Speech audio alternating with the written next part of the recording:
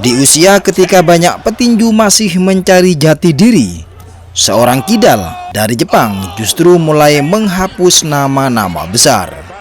Satu demi satu lawan tumbang, bukan karena brutal, tapi karena presisi. Dia tidak berburu KO, KO lah yang datang menghampirinya. Dari kelas terbang, naik kelas ke super flyweight, lalu menaklukkan bantamweight.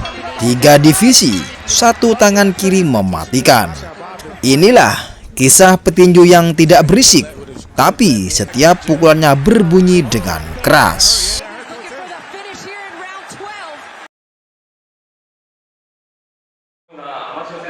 Pada Agustus 2017, Jepang memperkenalkan sebuah gelar baru, juara Jepang Youth di kelas terbang.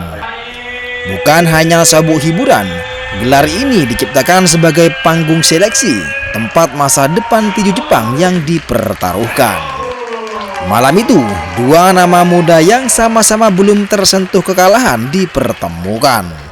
2 pemegang gelar All Japan Rocky King, 2 petinju dengan rekor identik, 1 ring dan 1 sabuk. Meski sama-sama unbeaten, prediksi menjagokan Nakatani adalah tipis. Namun sejak detik pertama, alasan itu mulai terlihat. Pertarungan mulai memanas di jarak dekat. Akui sempat menerapkan kombinasi jab, hook, hingga ke body shot. Namun Nakatani tak membiarkan momentum itu berpindah.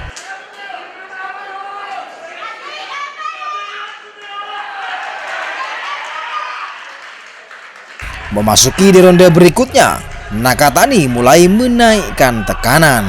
Bukan dengan terburu-buru, melainkan perlahan, sistematis dan melelahkan. Dia mendorong Akui ke arah tali ring. Setiap kali jarak dipersempit, uppercut kembali bicara.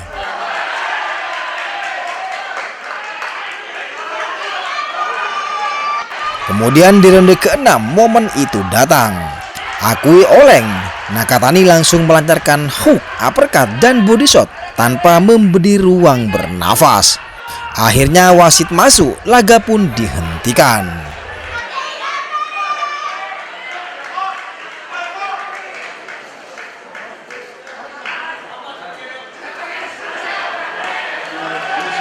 Junto Nakatani menjadi juara Jepang Youth Flyweight pertama dalam sejarah. Dan malam itu, satu hal menjadi jelas, ini bukan hanya prospek biasa.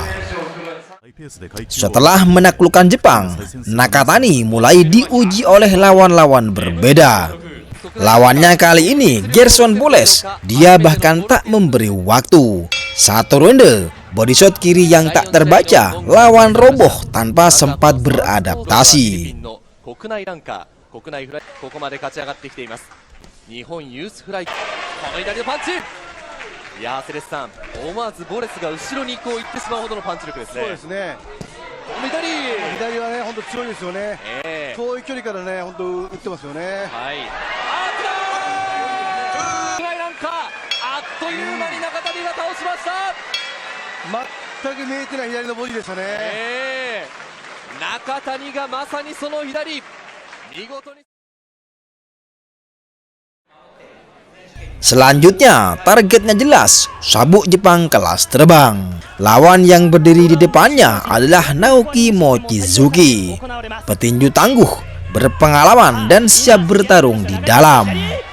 Namun sejak ronde pertama, perbedaan kelas pun terlihat.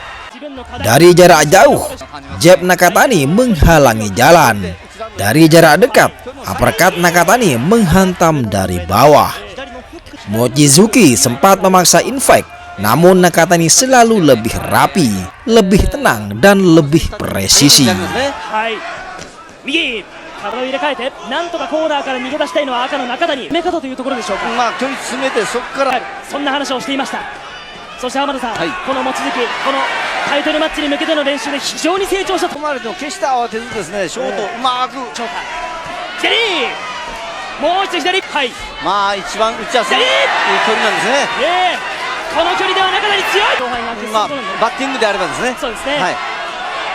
中谷は詰められても打開するパンチがありますね。一生懸命潜ってますけど、下からアッパーつけ上げられてますよね。パンチを返したか。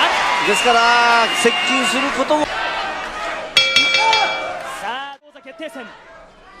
Di ronde ke-9, sebuah kombinasi keras membuat Mochizuki limbung. Wasit kembali masuk. Duel berakhir dengan TKO di ronde ke-9. Junto Nakatani resmi menjadi juara Jepang Flyweight. いいストップでしょう。第9ラウンド。 Panggung dunia akhirnya terbuka. Lawan pertamanya bernama Gimel Magramo, petinju yang belum pernah jatuh, putra legenda tinju Filipina. Tetapi malam itu sejarah berubah. Sejak ronde awal, Nakatani menguasai jarak. Body shot, uppercut, semuanya mendarat. この距離でもいいんですよ。マグラム選手がですね。確かに両者もリング中央からポジションが変わりません。対サウスポーも12戦、サウスポーに対しても問題ないと話していたマグラモです。ここも接近戦でアッパーをですか。山中さん、世界戦となりますともう序盤に何かこう自分のパンチのタイミング発球に勤しみました中谷です。はい、またこの展開からですね、いつ中谷右のアッパーダブル。 Lalu di ronde ke-8, sebuah pukulan kiri keras menembus pertahanan. Magramo jatuh untuk pertama kali dalam hidupnya. Wasit akhirnya menghentikan laga. Junto Nakatani menjadi juara dunia WBO Flyweight.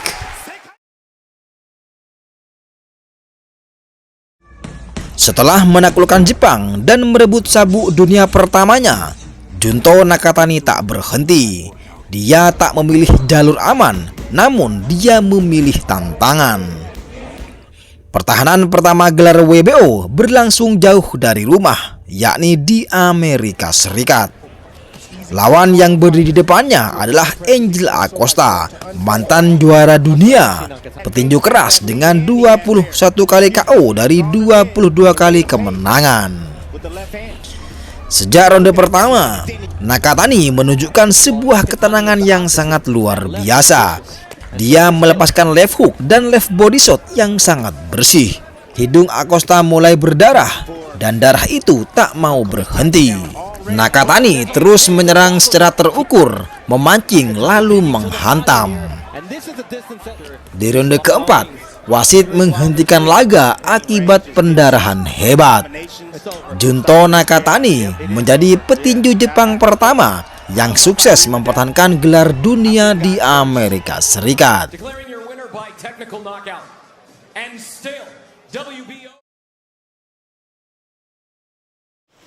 Pertahanan kedua datang menghadapi Ryota Yamauchi, petinju dengan rekor amatir dan profesional yang sangat solid.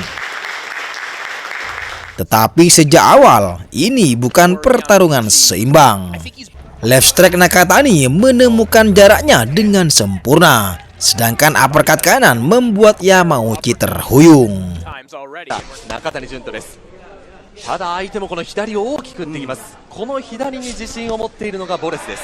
ボレス選手ね、一瞬の踏み込みのスピードは速いですよ。あ、そうですか。そこは注意したいですね。本人も左のボディ、そして左のフック、これまで5つの KO があるんですが、顎を捉え、そしてボディ、そういったパンチで倒してきたというふうに話しています。まさにそこに警戒しなければならないというふうに中谷は話しています。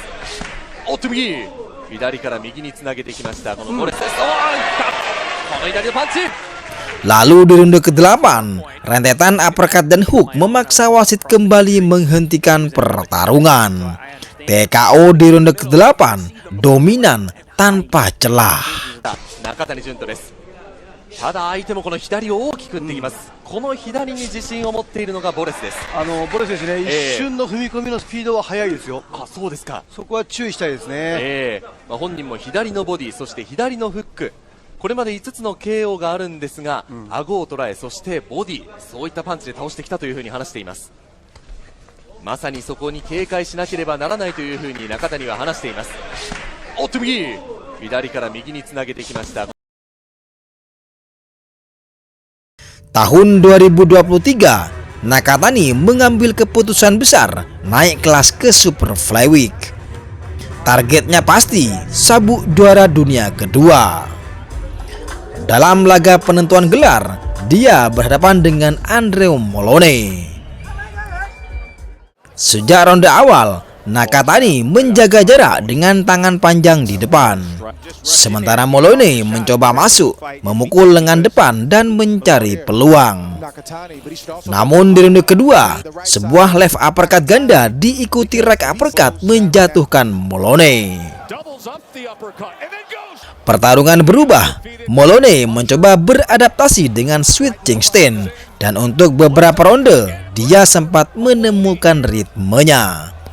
Tapi Nakatani membaca itu semua. Dia mengubah sudut dan di ronde ke-12 sebuah counter sempurna menghantam Moloney tepat di momen dia menyerang. KO di ronde ke-12 menit ke-2 detik. KO itu kemudian terpilih sebagai KO of the Year versi ESPN dan Top Rank tahun 2023. Nakatani resmi menjadi juara dunia di 2 divisi.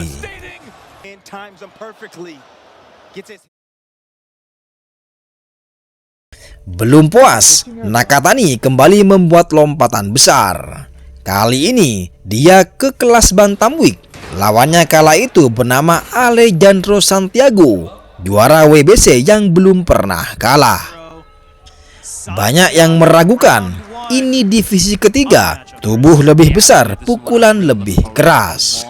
Tetapi sejak ronde ketiga semuanya berubah. Nakatani menyesuaikan jab. Dia memancing Santiago masuk, lalu melepaskan left strike keras dari jarak yang tak terlihat. Santiago jatuh, bangkit, dan jatuh lagi. Akhirnya TKO di ronde ke-6. Junto Nakatani menjadi juara dunia di 3 divisi. Dan yang lebih penting, dia merebut sabuk WBC Bantamweight, sabuk paling prestisius dalam sejarah tinju Jepang.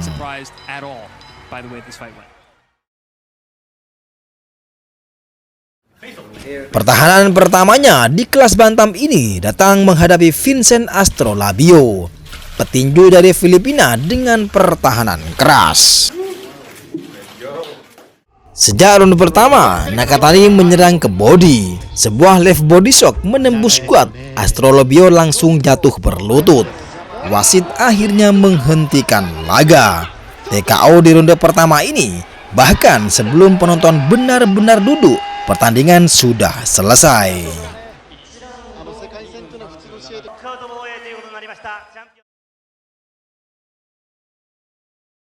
Lawan berikutnya adalah petinju dari Thailand bernama Petsor Cipatana. Puluhan kemenangan dan dia tak pernah jatuh. Namun rekor itu akhirnya runtuh juga. Di ronde ke-6, sebuah counter kiri menjatuhkan lawannya.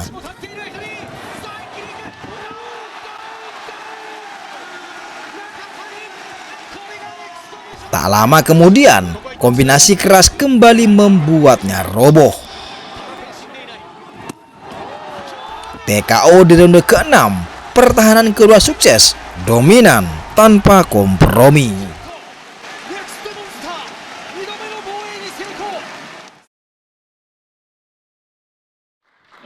Tahun 2025 datang dengan tantangan baru.